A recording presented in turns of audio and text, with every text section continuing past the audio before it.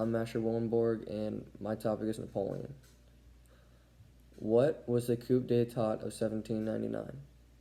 In 1799, Napoleon Bonaparte pulled off one of the greatest political coups in history, seizing control of the French government in a matter of days without sacrificing a single life. The coup d'état overthrew the system of government under the Directory in France. This made way for the despotism of Napoleon. It is also considered to be the end of the French Revolution and the beginning of Napoleon's dictatorship. What was the significance of Napoleon crowning himself as emperor? This is important because he wanted to heighten the importance of his action. By crowning himself as emperor with the Pope nearby, Napoleon made a symbolic gesture stating he will not serve anyone on earth, including Rome.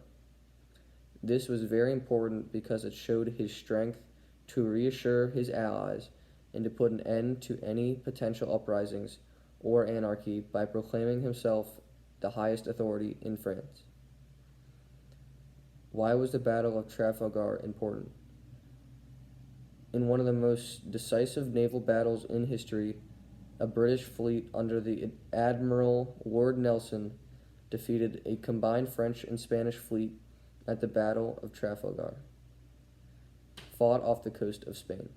It was a sea battle fought on October 21st, 1805, between the navies of France and Spain on one side and Great Britain on the other. It was important because the battle ended a clear victory for the British forces. It allowed Britain to become one of the world's largest sea power for 100 years. Victory at the Battle of Trafalgar ensured that Napoleon would never invade Britain. Nelson, hailed as a savior of his nation, was given a magnificent funeral in St. Paul's Cathedral in London.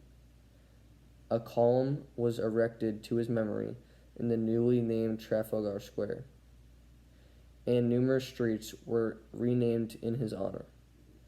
It was the most important battle of the 19th century. Why did Napoleon fall? There are a number of reasons why he failed, but it all had to start with his failure of major military campaigns. This includes the ill-fated invasion of Russia. He took 600,000 soldiers, the Grand Army, to invade Russia. He only came back to France with less than 100,000. This started his decline and made them no longer invincible. People were no longer willing to support Napoleon.